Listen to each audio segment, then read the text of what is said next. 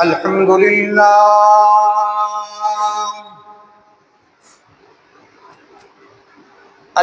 لله حمدا كثيرا كما أمر، ونشهد أن لا إله إلا الله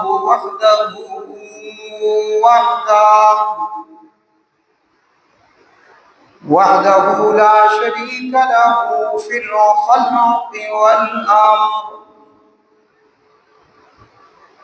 إظهار لمن جحد به وكفر، ونشهد أن سيدنا ومولانا محمدا عبده ورسوله المبعوث إلى الأسود والأحمر لتتميم مكارم الأخلاق.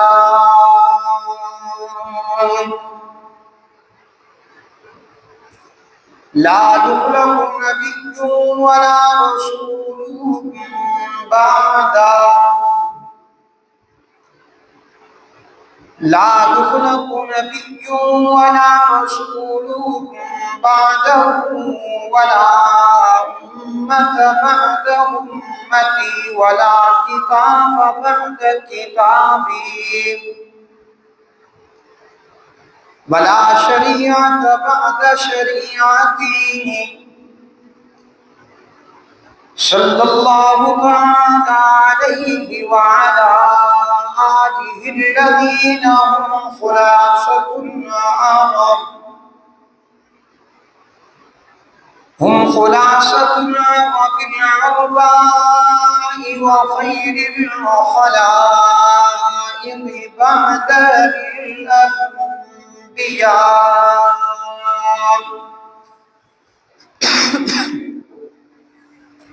وهم كالنجوم في السماء للاهتداء والاقتداء، وهم مفاتيح الرحمة ومصابيح الغرب. أعوذ بالله من الشيطان الرجيم، بسم الله الرحمن الرحيم.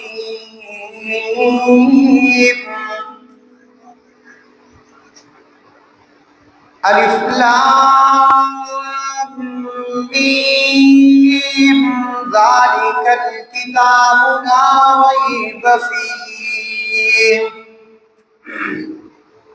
هدى للمتقين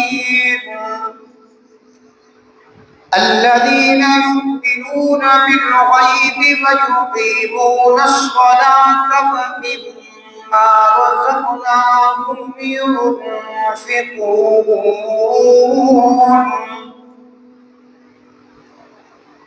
والذين يؤمنون بما أنزل إليك وما أنزل من قبلك وبالآخرة هم يوقنون. وقال تعالى: ربنا فابعث فيهم رسولا من أنفسهم يتلو عليهم آياتك. وقال تعالى: اليوم أكملت لكم دينكم وأتممت عليكم نعمتي ورضيت لكم الإسلام دينا. وقال تعالى: ما كان محمد أبا أحد من رجالكم ولكن رسول الله وخاتم النبيين.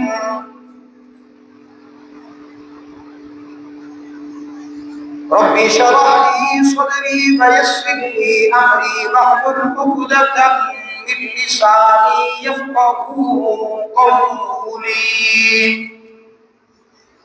وقال النبي صلى الله عليه وسلم: أنا خاتم النبيين لا نبي بعدي. وقال النبي صلى الله عليه وسلم: لا يؤمن أحدكم حتى أكون أحب إليه من والده وولده والناس أجمعين.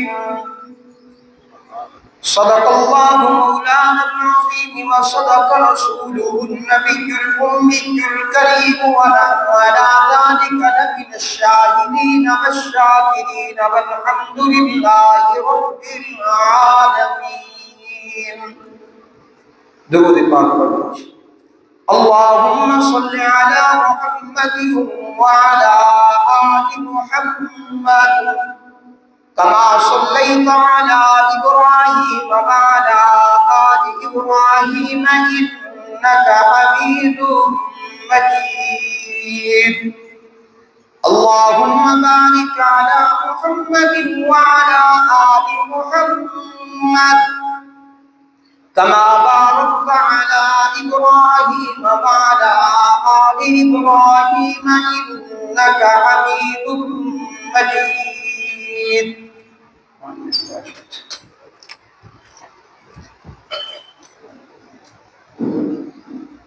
میرے باجور احترام سامعین محترم، بزرگوں، بھائیوں، دوستوں، آج یہاں جامع مسجد ابراہیمی جلال آباد میں جمعہ کی نشست میں جمع ہیں، اور آج کا یہ جمعہ ماہ صفر المظفر سن 1447 ہجری کا آج آخری جمعۃ المبارک ہے، بمطابق 10 رمضان 2025 کا آج چوتھا جمعۃ المبارک ہے.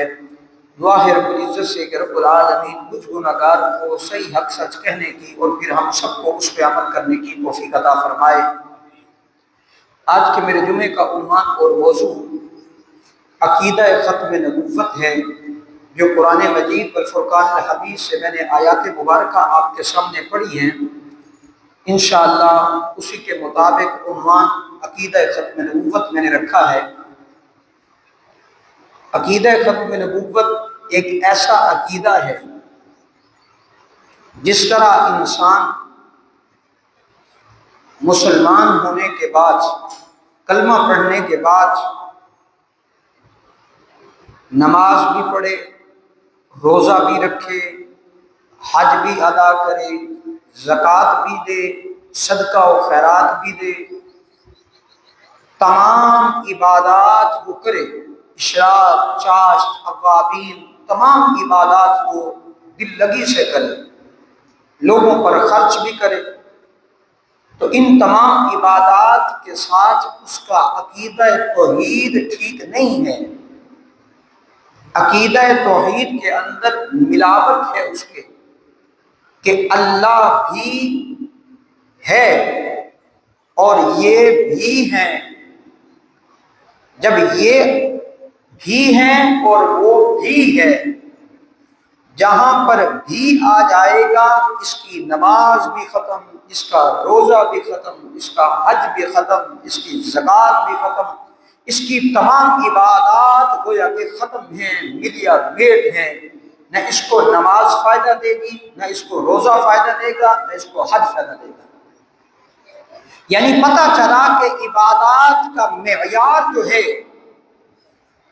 تمام عبادات کا معیار سب سے پہلا عقیدہ توحید جب درست ہوگا تو نماز میں کمی بیشی ہے تو پھر بھی قابل قبول ہے. اگر روزے کے اندر کمی کوتاہی ہے تو پھر بھی قابل قبول ہے. حج نہیں کر سکا پھر بھی قابل قبول ہے، کیونکہ عقیدہ توحید اسلام کی بنیاد کا بنیادی عقیدہ توحید ہے. اگر توحید کے اندر ملاوٹ ہے تو پھر اس کی عبادت کوئی قابل قبول نہیں.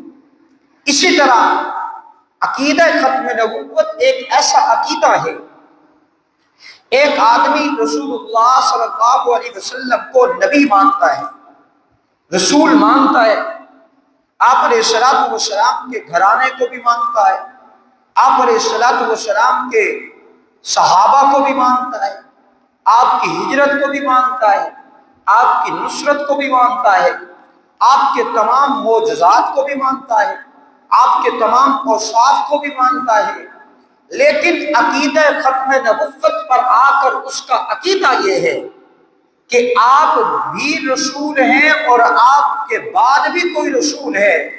جب عقیدہ ختم نبوت میں ملاوٹ آئے گی تو گویا کہ اسی طرح جس طرح عقیدہ توحید میں ملاوٹ کرنے کے بعد اس کی نماز روزہ اس کی قابل قبول نہیں ہے، اسی طرح عقیدہ رسالت میں ملاوٹ کرنے کے ساتھ اس کی کوئی شفاعت رسول نہیں ہے، یہ گویا کہ کوئی مسلمان نہیں ہے۔ میں نہیں کہہ رہا، قرآن مجید والفرقان الحمید سے میں عقیدہ ختم نبوت پر 2-3 آیاتیں آپ کے سامنے تلاوت کرتا ہوں۔ کم و بیش قرآن مجید والفرقان الحمید میں 100 آیات ایسی ہیں جن سے عقیدہ ختم نبوت واضح طور پر اپنا دلائل کا ثبوت دیتا ہے، اور پیغمبر علیہ الصلوۃ والسلام کی احادیث مبارکہ بے شمار ہیں، کم و بیش 240 احادیث مبارکہ ایسی ہیں جن میں ختم نبوت کو بیان کیا گیا ہے۔ سورۃ البقرہ قرآن مجید والفرقان الحمید کی پہلی سورت ہے اور پہلا صفحہ ہے اور پہلا رکوع ہے، جس میں اللہ رب العالمین فرماتے ہیں، فرمایا اعوذ باللہ من الشیطان الرجیم بسم اللہ الرحمن الرحیم الذین یؤمنون بالغیب وَيُقِيمُونَ الصَّلَاةَ۔ فرمایا ایمان والے وہ لوگ ہیں، ایمان والوں کی صفتوں کو بیان کرتے ہوئے رب کائنات نے فرمایا کہ ایمان والے وہ ہیں جو غیب پر ایمان لاتے ہیں اور پھر غیب کے ساتھ وَيُقِيمُونَ الصَّلَاةَ نماز بھی قائم کرتے ہیں، وَمِمَّا رَزَقْنَاهُمْ يُنْفِقُونَ پھر جو ہم نے ان کو مال دیا کہ وہ اس میں خرچ کرتے ہیں۔ ایمان والوں کی صفت یہ بیان فرمائی، اور جب یہ قرآن نازل ہو رہا تھا اس وقت ایمان والے کون تھے؟ بولیے گا، مخاطب کون تھے؟ صحابہ کی جماعت تھی جن کی شان عظمت رب العالمین نے قرآن مجید کے پہلے صفحے میں پہلے رکوع میں بیان فرمائی۔ آگے فرمایا الذین یؤمنون بما انزل الیک وما انزل من قبلک، اور ایمان والے وہ لوگ ہیں جو محبوب الذین یؤمنون بما انزل جو آپ پر نازل کیا ہم نے، قرآن مجید نازل کیا اس پر بھی وہ ایمان لائے، من قبلک جو آپ سے پہلے رسولوں پر ہم نے نازل کیا، ایمان والے ان پر بھی ایمان رکھتے ہیں۔ آپ کا یقین ایمان ہے کہ نہیں ہے؟ عقیدہ ہے کہ نہیں ہے؟ پہلی کتابیں سچی تھی یا نعوذ باللہ غلط تھی؟ تورات سچی تھی یا نہیں تھی؟ موسیٰ علیہ السلام نبی سچے تھے، عیسیٰ علیہ السلام پر انجیل اتری، داؤد علیہ السلام پر زبور اتری، ہمارا یقین ہے، عقیدہ ہے۔ آگے فرمایا، اب یہاں پر میں عقیدہ ختم نبوت کی دلیل دینے لگا ہوں۔ یہاں پر قرآن کہتا ہے الذین یؤمنون بما انزل من قبلک، من قبلک پہلی والی کتابوں پر جو آپ پر محبوباً نازل ہوا اس پر بھی ایمان رکھتے ہیں، جو آپ سے پہلے نازل ہوا اس پر بھی ایمان والے ایمان رکھتے ہیں۔ یہاں پر من قبلک فرمایا، من بعد نہیں فرمایا۔ اگر آپ کے بعد کسی نبی نے آنا ہوتا تو رب کائنات فرماتے ہیں محبوباً من قبلک پر بھی ایمان لاتے ہیں، من بعدک پر بھی ایمان لاتے ہیں، لیکن رب کائنات نے من بعدک نہیں فرمایا۔ کیوں نہیں فرمایا؟ اس لیے نہیں فرمایا کہ محبوب پر ختم نبوت کا تاج سجا دیا ہے، آدم کا عیسیٰ تک، آدم کا آخری نبی میرے محبوب صلی اللہ علیہ وسلم تک اللہ نے جتنے انبیاء بھیجے ہیں، آخری نبی پر ختم نبوت کا تاج سجا کر بتا دیا محبوبہ اب میں نبوت کا دروازہ بند کر چکا ہوں، اب تیرے بعد کوئی نبی نہیں آنے والا، اس لیے کہ آدم سے لے کر عیسیٰ تک یکے بعد دیگرے انبیاء کی ضرورت پڑی، میں بھیجتا چلا گیا، لیکن کوئی نبی بستی کا نبی بن کر آیا، کوئی نبی قبیلے کا نبی بن کر آیا، کوئی نبی شہر کا نبی بن کر آیا، کوئی نبی تحصیل کا نبی بن کر آیا، کوئی نبی ضلع کا نبی بن کر آیا، لیکن ایک آنے والا آیا جو میرا اور آپ کا آقا حضرت محمد مصطفیٰ احمد مجتبیٰ سب کہیے صلی اللہ علیہ وسلم۔ جب میرے محبوب نے آنا تھا تو میرے محبوب کے لیے رب کائنات نے تمام قانون ضابطے توڑ دیے۔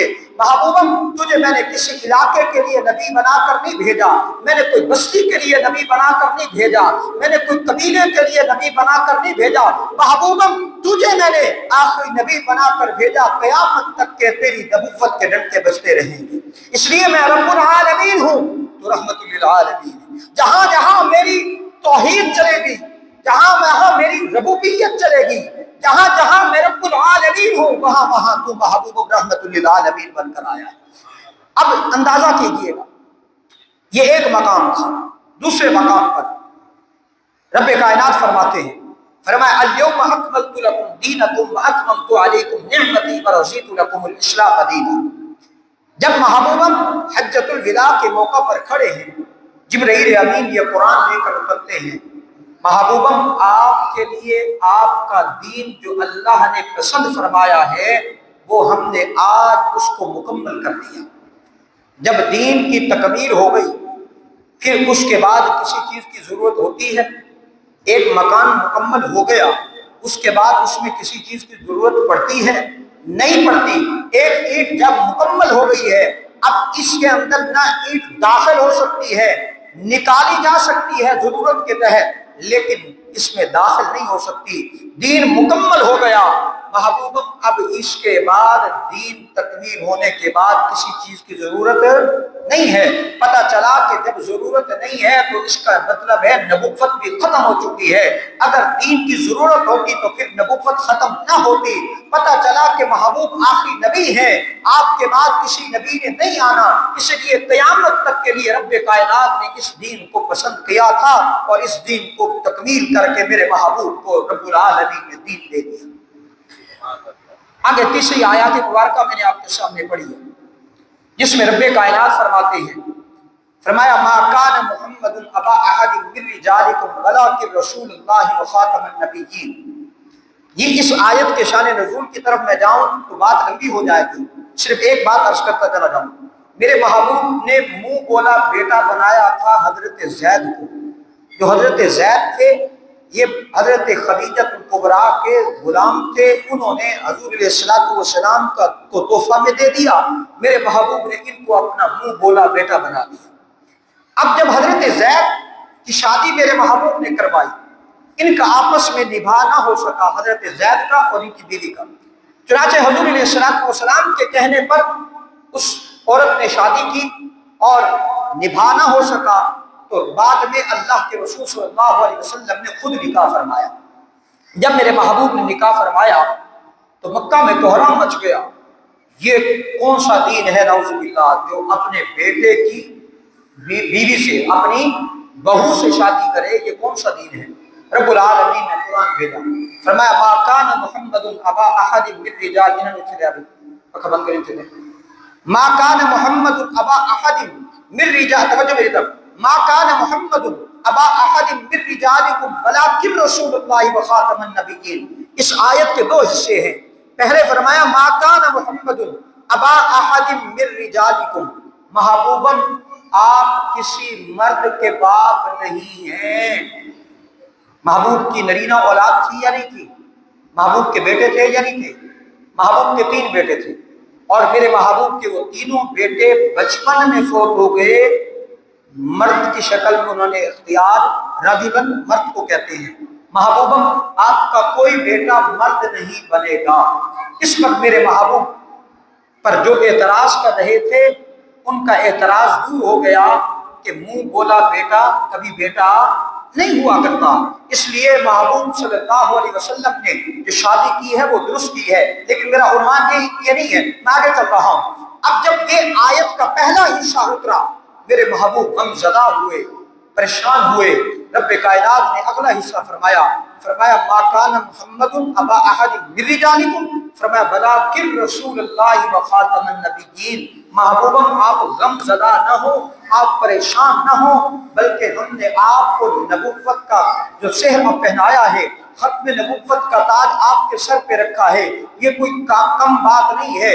محبوبم ہم آپ کے نام کو بلند کر دیں گے، ورفعنا لک ذکرک، محبوبم تیرے نام کو ہم اونچا کر دیں گے۔ محبوب پریشان ہونے کی ضرورت نہیں ہے، آپ خاتم النبیین ہیں، آپ کے بعد ہم نے نبوت کا دروازہ بند کر دیا۔ اس آیت میں صاف طور پر عقیدہ ختم نبوت واضح طور پر نظر آ رہا ہے۔ چند احادیث مبارکہ آپ کے سامنے رکھنا چاہتا ہوں۔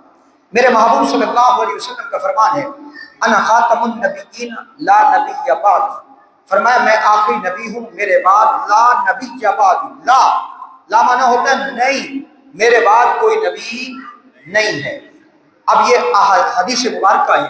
اسی طرح ایک اور حدیث ہے، رسول اللہ صلی اللہ علیہ وسلم فرماتے ہیں میری مثال اس مکان کی سی ہے، ایک مکان عمدہ بنایا جائے، خوبصورت بنایا جائے، پھر اس خوبصورت مکان کے اندر جب بنانے لگو ایک اینٹ کی جگہ خالی رکھ دی جائے، تو فرمایا میری مثال اس کی چیز کی ہے کہ جب تک وہ اینٹ نہیں رکھی جائے گی تو عمارت مکمل نہیں ہوگی، جب وہ اینٹ رکھ دی جائے گی تو وہ عمارت خوبصورت ہو جائے گی۔ فرمایا میرے سے پہلے نبی آتے رہے، آدم کا عیسیٰ تک تمام انبیاء آتے رہے، لیکن جب میں آیا ہوں تو گویا میری مثال اس اینٹ کی ہے، جب رب کائنات نے مجھے بھیجا ہے تو وہ ختم نبوت کا تاج میرے سر پہ رکھ کے وہ نبوت والا دروازہ ہی بند کر دیا کہ میرے بعد کوئی نبی، بولیے گا ایمان کا طور، میرے بعد کوئی نبی نہیں آئے گا۔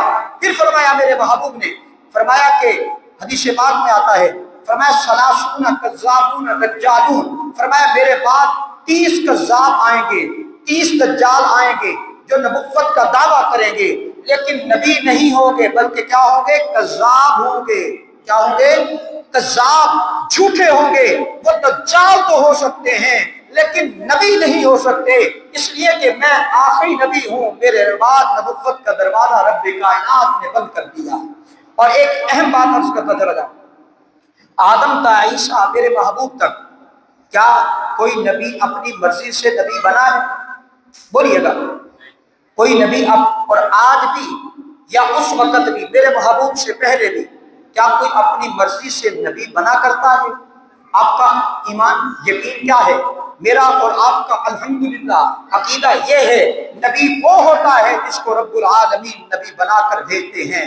اپنی مرضی سے نہ کوئی نبی بنا کرتا ہے نہ کوئی صحابی بنتا ہے، جس کو رب کائنات بھیج دے وہ نبی بھی بنتا ہے، وہ صحابی بھی بنتا ہے۔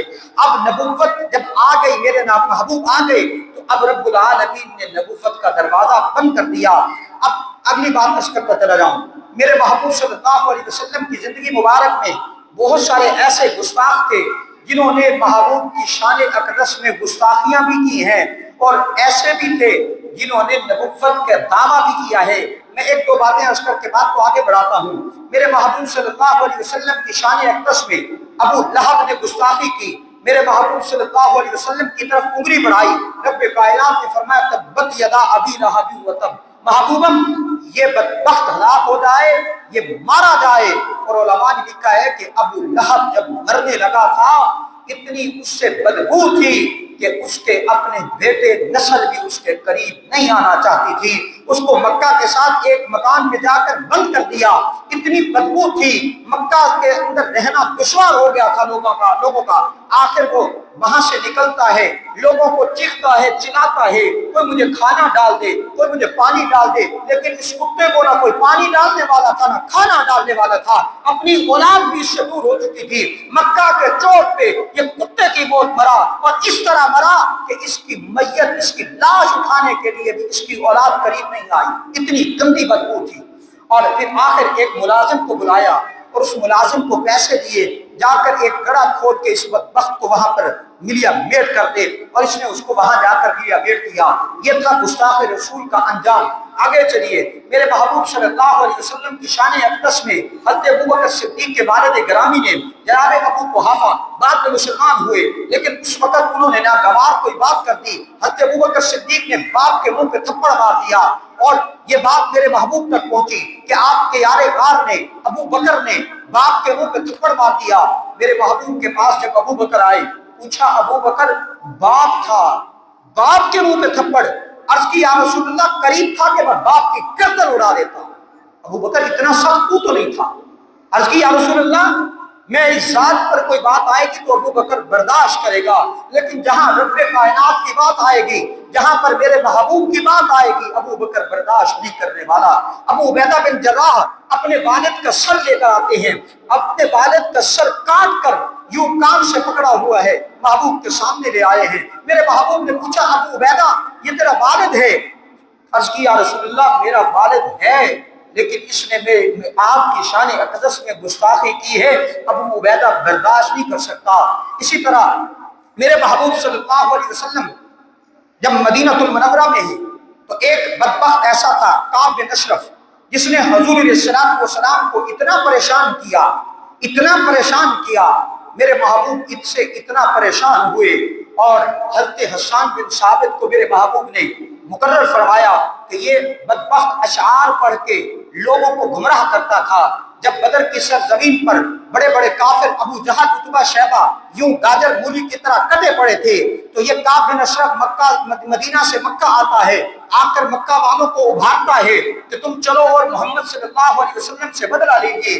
لیکن میرے محبوب نے حضرت حسان کو مدینہ المنورہ سے بھیجا، جاؤ حسان جا کر کعب بن اشرف کا وہاں سارا محاسبہ کرو۔ حضرت حسان مکہ المکرمہ میں آتے ہیں، کعب بن اشرف کے وہ اشعار سننے کے بعد حضرت حسان محبوب کی شان اقدس میں اشعار کہا کرتے تھے۔ آخر کعب بن اشرف اس حد تک اس نے پیغمبر کو تکلیف دی، ایک دن میرے محبوب نے کہہ دیا صحابہ کرام کو مخاطب کر کے کہ کون ایسا ہے جانثار جو اس بدبخت کا سر لے کے آئے گا؟ محمد بن مسلمہ صحابی رسول ہے، عرض کرتے ہیں یا رسول اللہ صلی اللہ علیہ وسلم یہ کام میں کرتا ہوں، لیکن میں آپ سے اجازت چاہتا ہوں۔ اجازت کس چیز کی؟ اجازت اس چیز کی کہ میں اس کو وہاں جا کر آپ کے خلاف بھڑکاؤں تاکہ یہ میرے پہ یقین کرے۔ اس چیز کی مجھے صرف زبانی کی اجازت دے دیجئے، نہیں تو ہم تو آپ کے لیے جانیں قربان کرنے والے ہیں۔ میرے محبوب نے فرمایا جنگ کے موقع پر، ایسے موقع پر اجازت ہے، تم جاؤ۔ محمد بن مسلمہ جاتا ہے، کعب بن اشرف کے پاس جا کر اپنے محبوب صلی اللہ علیہ وسلم کی شان اقدس میں ظاہراً کوئی نازیبہ الفاظ کہے۔ حضرت محمد بن مسلمہ نے کہا کہ ہم تو اس حد تک اب پریشان ہیں کہ محمد صلی اللہ علیہ وسلم اب ہم سے ٹیکس بھی لیتے ہیں، یہ کچھ کرتے ہیں۔ اب جب یہ کہا تو محمد بن مسلمہ کی بات سننے کے بعد کعب بن اشرف پھولنے لگا، کہنے لگا میں نے تمہیں کہا نہیں تھا اس کا کلمہ نہ پڑھو۔ محمد بن مسلمہ نے کہا کہ بس یہ پریشان ہے، اب کیا کریں؟ تو ایسا کر، تو مجھے کچھ کھجوریں دے دے، کچھ مال دے دے، میں اپنا کچھ کاروبار کر سکوں۔ وہ کہنے لگا میں تجھے کیسے دوں؟ کوئی چیز میرے پاس رکھ، گروی تو رکھنا۔ تو اس نے محمد بن مسلمہ نے کہا میرے پاس رکھنے کو کچھ نہیں ہے۔ اس بدبخت نے کہا کہ اپنی عورتیں میرے پاس رکھ دو۔ یہ محمد بن مسلمہ کو غصہ تو آیا، لیکن اپنا اگلا منزل ہدف اور تھا۔ کہنے لگا تو خوبصورت ہے، اپنی عورتیں تیرے پاس رکھ کے ہم پھر اپنی عورتوں سے بھی جاتے رہیں، کوئی اور چیز گروی رکھنے کی ہوتی تو میں رکھ دیتا۔ آخر محمد بن مسلمہ نے کہا میرے پاس تیر تلوار ہے، بہت خوبصورت تلوار ہے، اگر تو کہے تو میں تلوار تیرے پاس رکھ کر میں وہ گروی رکھ کر میں سامان لے لوں، کھجوریں لے لوں۔ وہ کہنے لگا کعب بن اشرف کہنے لگا یہ ٹھیک ہے، تو اپنا اسلحہ وہ لے کے رہا، میرے پاس گروی رکھ لے۔ اب محمد بن مسلمہ نے اپنے ایک ساتھی کو لیا جو کعب بن اشرف کا رضائی بھائی تھا، ابو نائلہ تھا، ان کو ساتھ لیا، اور رات کے وقت میں محمد بن مسلمہ کعب بن اشرف کے محل پر جا کے پہنچتا ہے، جا کر آواز دی کعب میں آ گیا ہوں، میں گروی رکھنے کے لیے سامان لے آیا ہوں، مجھے مال چاہیے۔ کعب بن اشرف کی بیوی کہنے لگی کہ مجھے یہ آواز خون زدہ نظر آتی ہے، اس آواز میں مجھے خون نظر آتا ہے، میں تجھے منع کروں گی کہ تو نیچے نہ جا۔ کعب بن اشرف کہنے لگا کہ میرا بھائی رضائی ابو نائلہ بھی تو ساتھ ہے، اور محمد بن مسلمہ مجھے کچھ نہیں کہنے والا۔ بس کعب بن اشرف نیچے اترتا ہے۔ محمد بن مسلمہ نے اپنے ساتھیوں سے کہا کہ میں اس کا سر جب پکڑوں، کھینچ کے پکڑوں، تم اس کے سر پر گردن پہ وار کر کے اس کو وصل جہنم کر دینا۔ محمد بن مسلمہ اس کے قریب پہنچتا ہے، کعب بن اشرف کے قریب، سر کے قریب کھڑے ہو کر کہنے لگا کہ کعب کتنی بڑی عمدہ خوشبو لگائی ہے تو نے، میں سونگھ لوں؟ کعب کہنے لگا سونگھ لے۔ اتنے میں حضرت محمد بن مسلمہ تھوڑا سا دور ہوئے، پھر دوبارہ آتے ہیں، کہنے لگے کعب میرا دل چاہتا ہے میں دوبارہ خوشبو سونگھ لوں۔ کعب نے کہا بالکل۔ کعب تو اب خوشی سے تھمانے لگا، وہ کہنے لگا کہ اتنی بڑی میں نے خوشبو لگائی ہے۔ تو محمد بن مسلمہ نے دوبارہ سر اس کو سونگھنے کے بہانے یوں جلدی سے پکڑا اور ابو نائلہ سے کہا اس بدبخت کی گردن اڑا دو۔ جب کعب بن اشرف کی گردن اڑائی گئی، میرے محبوب نے محمد بن مسلمہ اور ابو نائلہ کو جنت کی خوشخبری عطا فرمائی۔ ابو رافع ایک بدبخت تھا جو حضور علیہ السلام کی شان اقدس میں گستاخی کیا کرتا تھا۔ ایک صحابی رسول جاتے ہیں، میرے محبوب صلی اللہ علیہ وسلم نے فرمایا کون ابو رافع کا سر لے کے آئے گا؟ وہ صحابی رسول جاتے ہیں، عبداللہ بن عتیق جاتے ہیں، جا کر اس کے محل کے قریب جا کر بیٹھ گئے۔ دربان رات کا وقت ہے، دربان نے کہا کہ جو اندر آنے والا ہے آ جائے، میں دروازہ بند کرنے لگا ہوں۔ اب عبداللہ بن عتیق جلدی سے، رات اندھیری تھی، جلدی سے اندر قلعے کے اندر داخل ہو گئے۔ جیسے داخل ہوئے دیکھا کہ یہ دربان چابی کہاں پہ رکھتا ہے، جا کر اس چابی کا منظر کو بھی دیکھ لیا۔ اب حضرت عبداللہ بن عتیق ایک جگہ پہ چھپ گئے اور دیکھتے ہیں کہ ابو رافع کہاں کس کمرے میں ہے، اور پھر اپنی کھوج لگائی۔ کھوج لگانے کے بعد اب حضرت عبداللہ بن عتیق یہ سمجھ نہ سکے کہ یہ ابو رافع کہاں پہ ہے۔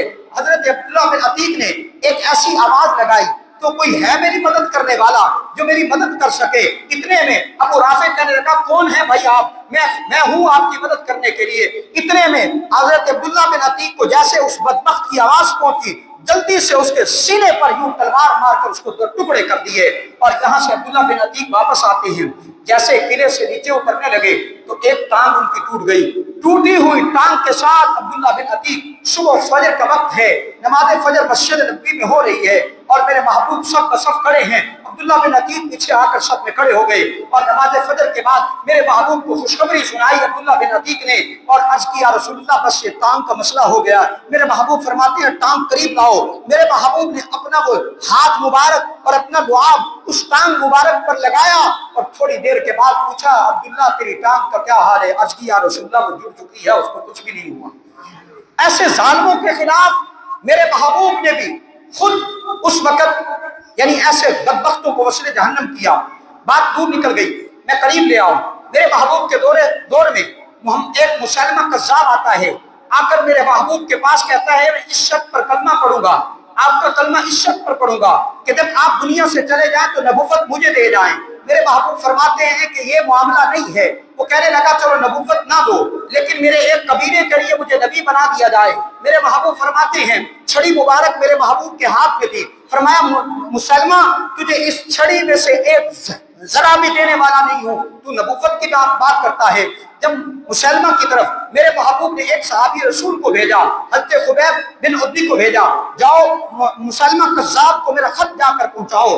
جب یہ خبیب بن عدی جاتے ہیں، خط لے کر جاتے ہیں مسلمہ کی دربار میں، مسلمہ کہنے لگا کہ خبیب تو مجھے کیا مانتا ہے؟ کیا مجھے نبی مانتا ہے یا نہیں مانتا؟ خبیب نے کہا میں تجھے نبی نہیں مانتا، تو جھوٹا ہے، تو کذاب ہے، تو دجال ہے۔ میرے محبوب آخری نبی ہے، میرے محبوب خاتم النبیین ہے، میں تجھے نبی ماننا تو دور کی بات ہے، میں تجھے کافر کہتا ہوں۔ وہ خبیب کو اپنے ساتھیوں سے کہنے لگا، مسلمہ کذاب نے کہا اس کا ایک بازو کاٹا جائے پھر اس سے پوچھا جائے کیا تو مجھے نبی مانتا ہے؟ اس نے کہا میں تجھے نبی نہیں تجھے جھوٹا مانتا ہوں۔ پھر دوسرا بازو کاٹا گیا، پھر ایک ٹانگ کاٹی گئی، پھر دوسری ٹانگ کاٹی گئی۔ حضرت خبیب کو کاٹ دیا گیا، پورے جسم کو کاٹ کر شہید کر دیا گیا۔ حضرت خبیب نے جان تو دے دی لیکن محبوب کی ختم نبوت پہ آنچ نہیں آنے دی۔ اسود عنسی ایک بدبخت تھا جس نے محبوب کی زندگی میں نبوت کا دعویٰ کر رکھا تھا۔ ایک تابعی ہے وہ ابو سلمہ، یہ جاتے ہیں، اس نے جا کر اسود عنسی کو دعوت دی، اسلام کی دعوت دی اور کہا کہ تو دعوی نبوت چھوڑ دے اور محبوب کی ختم نبوت پر یقین کر لے۔ اسود عنسی نے کہا کہ کیا میرے بارے میں تیرا کیا خیال ہے؟ اور ابو سلمہ نے کہا کہ میں تجھے وہی مانتا ہوں جو میرے محبوب فرماتے ہیں کہ تو کذاب ہے، دجال ہے اور جھوٹا ہے۔ اب اس اسود عنسی نے اپنے ساتھیوں کو بلا کر کہا کہ اس کو ایک آگ جلائی جائے اور اس آگ میں اس کو ڈال دیا جائے۔ میرے دوستو، سیدنا ابراہیم کو بھی آگ میں ڈالا گیا، رب کائنات نے آگ سے صحیح سلامت نکالا۔ اب یہ تابع رسول، یہ تابع پیغمبر کی ختم نبوت کا دفاع کرتے ہوئے آگ میں کود جاتا ہے، ساری رات آگ میں رہا، صبح جب اس کو نکالا گیا تو یہ صحیح سلامت تھا، جسم کا کوئی حصہ جلا ہوا بھی نہیں تھا۔ اور ساتھیوں، اسود انسی کے ساتھیوں نے کہا کہ اس کو بھیج دے، نہیں تو صبح تک بات پھیلے گی کہ یہ پیغمبر کا جو جانثار تھا اس کو آگ میں ڈالا گیا، لیکن اس کے جسم کو آگ نے نہیں جلایا، لوگ اس آخری نبی کی نبوت پر ایمان لائیں گے، تجھے جھوٹا کہیں گے۔ اب مسلمہ اور یہ اسود انسی دونوں نبی کے دور میں انہوں نے نبوت کے دعویٰ کیے، لیکن اسود انسی کو نبی کے نبوت کے دور میں، میرے محبوب کے دور میں اس کو بشر جہنم کیا گیا۔ مسلمہ کے خلاف سیدنا ابو بکر صدیق نے جہاد کیا، کتنے صحابہ کرام کو لے کر گئے، توجہ کیجئے گا، مسلمہ کی تعداد 40,000 ہے، اور جب مسلمہ کے خلاف جہاد ہوتا ہے 700 صحابہ قاری قرآن شہید ہوتے ہیں اور 1200 ٹوٹل صحابہ شہید ہوتے ہیں۔ میرے محبوب کی زندگی میں 259 صحابہ شہید ہوئے، 27 غزوے ہوئے، 56 سرایہ ہوئے، 27 غزوے جن میں میرے محبوب خود شریک ہوئے اور 56 سرایہ جن میں میرے محبوب تو شریک نہ ہوئے، لیکن صحابہ کو بھیجا، اور ان پوری جنگوں میں میں عرض کر رہا ہوں 259 صحابہ شہید ہوئے ہیں، اور ایک اکیلے ختم نبوت کے دفاع میں 1200 صحابہ شہید ہوئے۔ سیدنا ابو بکر صدیق نے مسلمہ کو وصل جہنم کیا، کتنا بڑا اہم موضوع تھا جس پر ابو بکر صدیق نے اپنے صحابہ کو شہید تو کروا دیا لیکن پیغمبر کا دفاع نہیں چھوڑا۔ یہی تحریک چلتی آئی، اور اسی طرح ایک مرزا غلام قادیانی، انگریز کا پالتو کتا، اس نے نبوت کا دعویٰ کیا، اس نے میرے محبوب کی ختم نبوت پر ڈاکہ زنی کی۔ میں اس کو احمد بھی نہیں کہہ سکتا، اس لیے کہ احمد میرے محبوب ہے، محمد میرے محبوب ہے۔ اس نے میرے محبوب کی ختم نبوت پر ڈاکہ زنی کرتے ہوئے کہنے لگا محمد بھی میں ہوں، احمد بھی میں ہوں، اور آج بھی قادیانی کلمہ لا الہ الا اللہ محمد رسول اللہ پڑھتے ہیں، آپ کو دھوکہ ڈالنے کے لیے، آپ کو فراڈ ڈالنے کے لیے۔ لیکن جب ان سے پوچھا جائے کہ تم اس محمد رسول اللہ سے کیا مانتے ہو، وہ کہتے ہیں محمد رسول اللہ سے مراد مرزا قادیانی ہے، اس لیے کہ وہ کہتے ہیں کہ رب کائنات نے 2 محمدوں کو بھیجنا تھا، ایک محمد مکہ کے سرزمین پہ بھیجنا تھا، وہ محمد عربی صلی اللہ علیہ وسلم آئے، اور ایک محمد نعوذ باللہ قادیان میں بھیجنا تھا جو مرزا غلام قادیانی کی شکل میں آیا۔ بات لمبی ہو گئی، 1953 کا دور آتا ہے، میرے دوستو ایک تحریک چلتی ہے ان قادیانیوں کے خلاف، اور یہ تحریک اتنی طویل ہو گئی، لاہور کے اندر 10,000 لوگوں نے جانیں دی، کس مقصد کے لیے؟ ختم نبوت کے دفاع کے لیے۔ انگریز کے پالتو کتوں نے ایک لکیر کھینچ دی کہ مسلمان اس لکیر سے آگے نہیں بڑھ سکتے، جو بڑھے گا اس کو مار دیا جائے گا۔ اب لائن کھڑی ہے، ایک صف آگے بڑھتی ہے، اس کو مار دیا جاتا ہے، دوسری آگے بڑھتی ہے، اس کو مار دیا جاتا ہے، تیسری آگے بڑھتی ہے، اس کو مار دیا جاتا ہے۔ 10,000 لوگوں نے بیک وقت میں لاہور کے اندر ختم نبوت کے لیے جانیں قربان کی۔ 1953 کا دور آتا ہے، ایک باپ اپنی بارات لے کر جا رہا ہے، جب آگے دیکھا کہ لوگ جمع ہیں، ماں نے پوچھا یہ لوگ کیوں جمع ہیں؟ بتایا گیا کہ ختم نبوت کے لیے نکلے ہوئے ہیں۔ ماں نے اپنے بیٹے دلہے کو گاڑی سے نکال کر اس کا گریبان چاک کیا، کہنے لگی آگے بڑھ کر گولی کھا لے، اس لیے کہ کل حور عین سے تیرا نکاح ہو جائے گا، محمد عربی تیری شفاعت کر دیں گے۔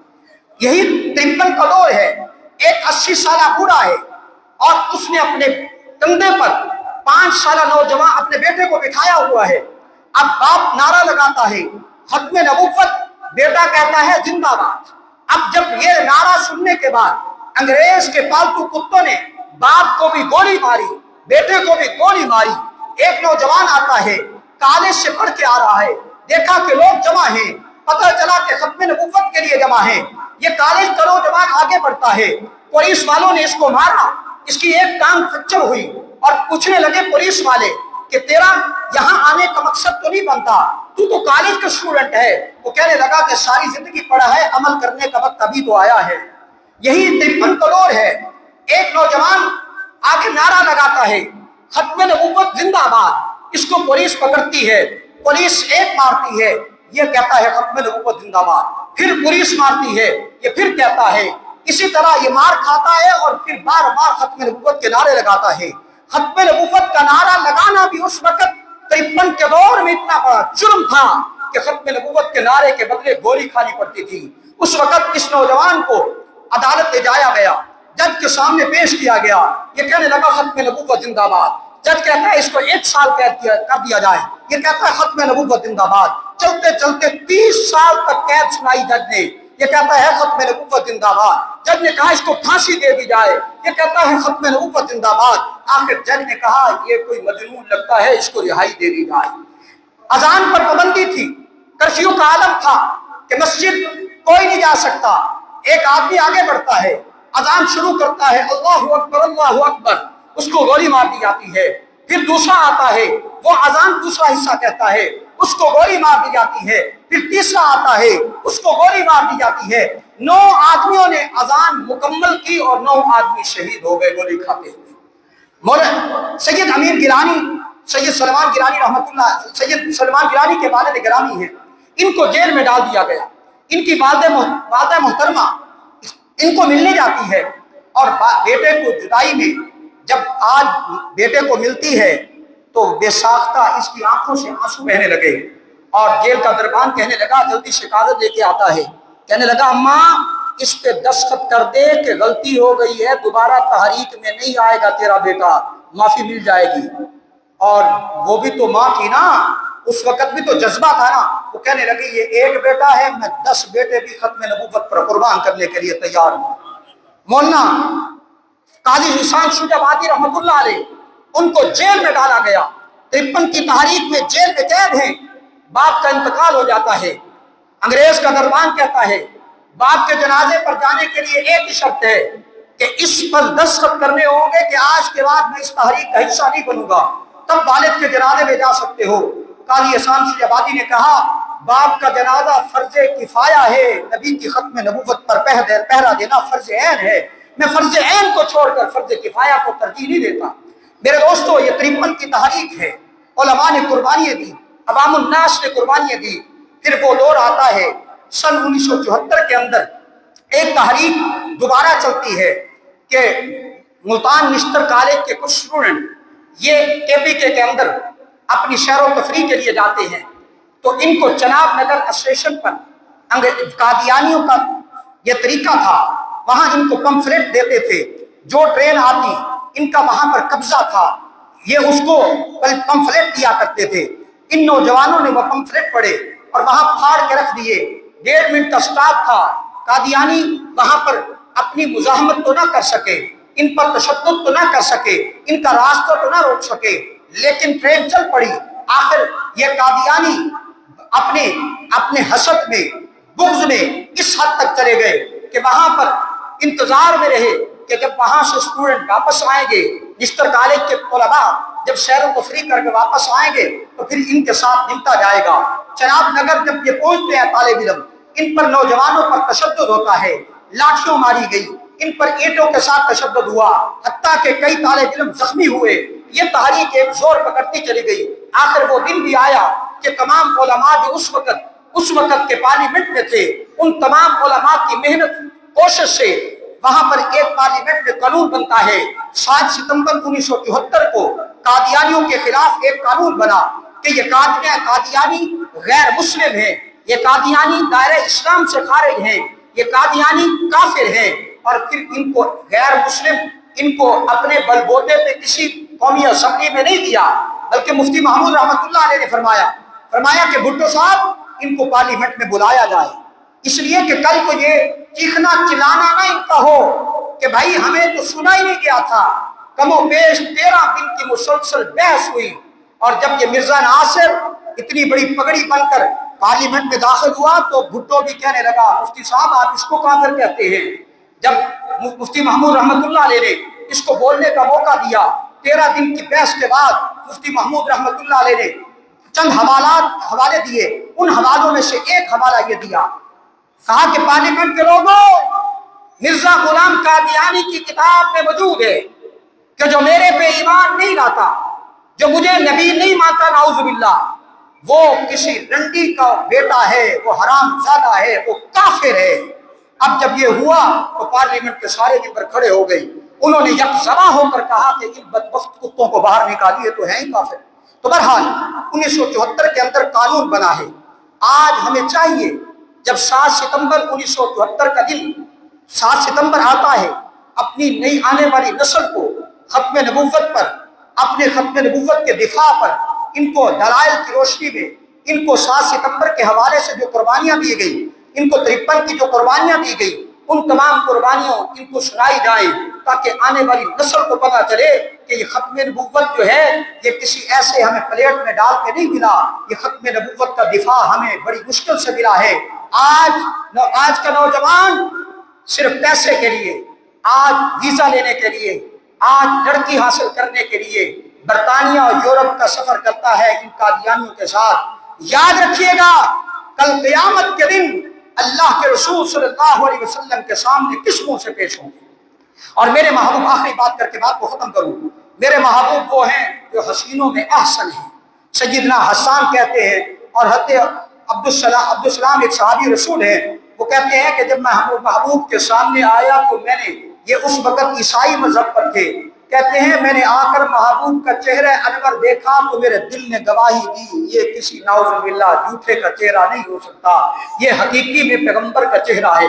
اور ادھر مرزا غلام قادیانی دیکھیے، ایک آنکھ سے بدبخت اندھا تھا، اس کو اتنا بھی نہیں پتا تھا کہ ایک جیب میں وہ گڑ رکھتا تھا، ایک جیب میں وہ ڈھیلے رکھتا تھا استنجے کے لیے۔ یہ پکی بات کر رہا ہوں، علماء نے لکھا ہے اس کو پتہ بھی نہیں چلتا تھا کہ گڑ سے استنجا کرنا ہے یا ڈھیلے سے کرنا ہے، گڑ بھی استعمال کر لیا کرتا تھا۔ اور یاد رکھیے گا، نبوت کے لیے چہرہ تو ہونا چاہیے، اور اب تو نبوت کے لیے چہرہ بھی نہیں چلے گا۔